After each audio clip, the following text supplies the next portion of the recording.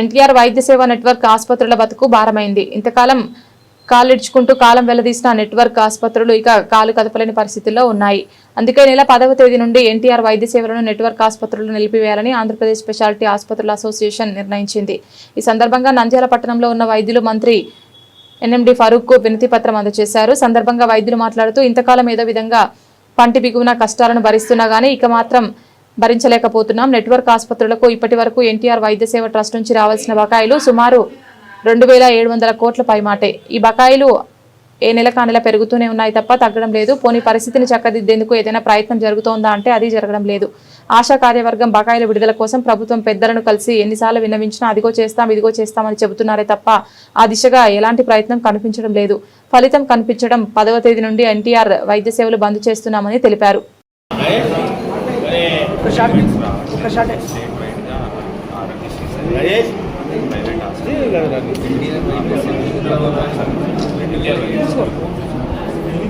రాష్ట్రమంతా ఇప్పుడు కొత్తగా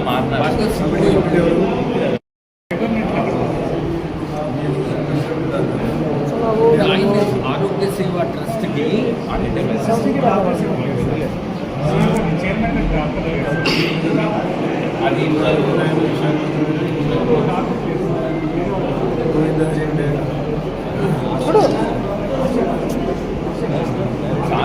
వైద్య సేవ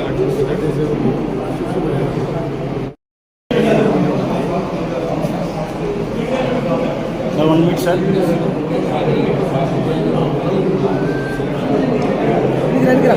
అరే చల్లొస్తుంది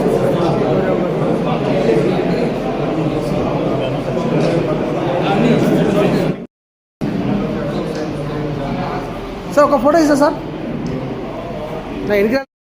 నంద్యాల డిస్ట్రిక్ట్ ప్రజలందరికీ ఈరోజు డాక్టర్ల సంఘం తరపున చాలా బాధాకరమైన ఒక విశేష న్యూస్ని చెప్పాలనుకుంటున్నాం.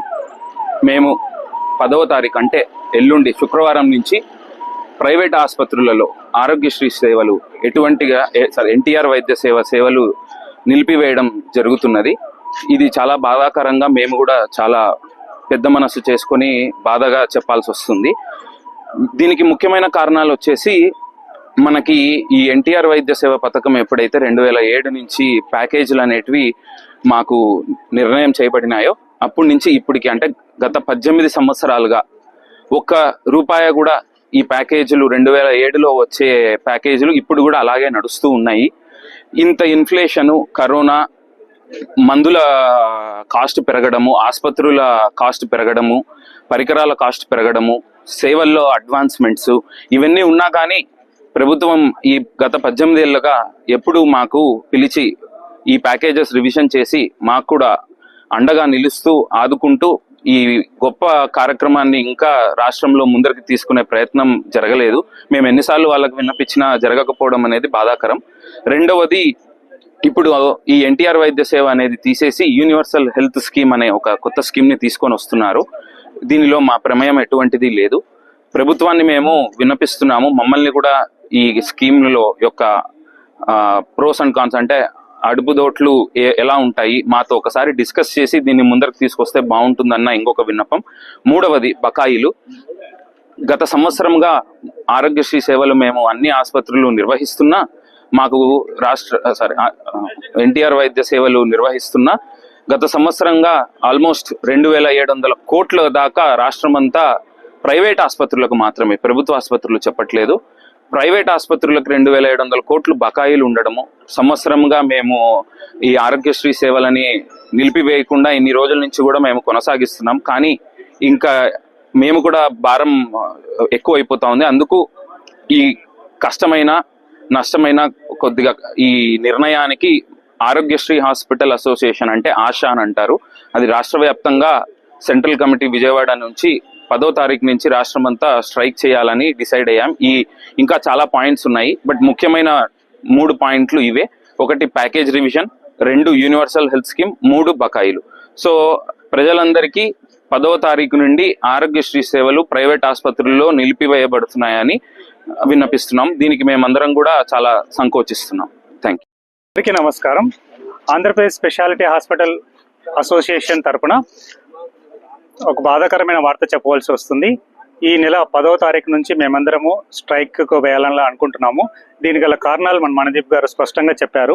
ఒకటి, ప్యాకేజ్ రివిజన్స్ 2007 నుంచి ఉన్న ప్యాకేజెస్ మధ్యలో ఒక 5% మాత్రం రివిజన్ చేయగలిగింది. ఇన్ఫ్లేషన్ ద్వారా దాదాపు డబుల్ కావాల్సిన ప్యాకేజెస్ అలానే ఉండిపోయినాయి. దీని ద్వారా అత్యంత అధునాతనమైన వైద్యం చేయాలంటే ఈ పరికరాలు కొనడానికి చాలా కష్టమవుతుంది. మన ఆంధ్రప్రదేశ్ మెడికల్గా డెవలప్ కావడం చాలా కష్టంగా ఉంది. ఈ ప్యాకేజెస్తో మేము పెద్ద పెద్ద పరికరాలు కొనాలంటే చాలా కష్టము. కాబట్టి చాలా పెద్ద పెద్ద కేసులన్నీ కూడా హైదరాబాదు అలాంటి నగరాలకు వెళ్ళి అక్కడ పే చేస్తున్నారు. కానీ మనము డెవలప్ కావాలంటే, మన ఆంధ్రప్రదేశ్ స్వతహాగా డెవలప్ కావాలంటే ఈ ఉన్న ప్యాకేజెస్ వలన చాలా కష్టము. ఎందుకంటే చాలా సైట్ రేట్లు పెరిగిపోయినాయి, కన్స్ట్రక్షన్ కాస్ట్ పెరిగిపోయింది, ఎంప్లాయీస్ శాలరీలు పెరిగిపోయినాయి, ఎక్విప్మెంట్ కాస్ట్లు కూడా పెరిగిపోయినాయి. కాబట్టి మనకు ప్యాకేజ్ రివిజన్ చేయకపోతే కనుక ఆంధ్రప్రదేశ్ మెడికల్గా ఇంతకంటే డెవలప్ కావాలంటే చాలా కష్టము. మనకున్న రెవెన్యూ అంతా కూడా పెద్ద పెద్ద నగరాలకు మాత్రమే పోతుంది. మనకు మిగలదు, రెవెన్యూ అంతా మనకు మిగలదు. ఏదో చిన్న చిన్న కేసులు తప్పితే మనం కూడా వైద్యపరంగా పెద్ద పెద్ద కేసులు చేయడము, పెద్ద పెద్దగా లాభపడడం అనేది ఉండదు మెడికల్గా అని ఇది స్పష్టంగా కనిపిస్తున్నది. తర్వాత మనకు ఉన్న బకాయిలు కూడా చాలా పెరిగిపోయినాయి. ఇప్పుడు ఇస్తున్న డబ్బులు అంటే నెలకు 300 కోట్ల దాకా రాష్ట్ర వ్యాప్తంగా జరుగుతుంటే మనకు గవర్నమెంట్ నుంచి వస్తున్నది 50 నుంచి 70 కోట్లు మాత్రమే వస్తుంది. పాత బకాయిలతో పాటు ఇప్పుడు చేస్తున్న కేసులకు కూడా అమౌంట్ రాకపోవడం వల్ల పెండింగ్ బకాయిలు చాలా పెరిగిపోయినాయి. మేము హాస్పిటల్ నడపలేని పరిస్థితుల్లో ఉన్నాము. ఎందుకంటే హాస్పిటల్ నడపాలంటే రెంట్లు, పవర్, ఎక్విప్మెంటు, శాలరీస్ అవన్నీ కలుపుకుంటే కనుక మనకు మెయింటైన్ చేయలేని స్థితిలో ఉన్నాము. ఏ బ్యాంకర్స్ కూడా మాకు ఓడి ఇచ్చే పరిస్థితుల్లో లేరు. ఆరోగ్యశ్రీ హాస్పిటల్స్ ఓడి కోసం బ్యాంకుకి వస్తున్నాయి అంటే వాళ్ళు ఫోన్లు ఎత్తే పరిస్థితి కూడా లేదు. ఇంతకుముందు గత 10 సంవత్సరాల ముందు అయితే వాళ్ళే మా దగ్గరకు వచ్చి లోన్ల కోసం అడిగేవాళ్ళు. ప్రస్తుత పరిస్థితి మేము ఫోన్ చేస్తే వాళ్ళు ఫోన్ ఎత్తలేని పరిస్థితి ఉంది. కాబట్టి ఇదందరూ అధికారులు మరియు ప్రజలు మన్నించి ఈ ఇన్కన్వీనియన్స్ అందరూ సహకరించాలని కోరుతున్నాం.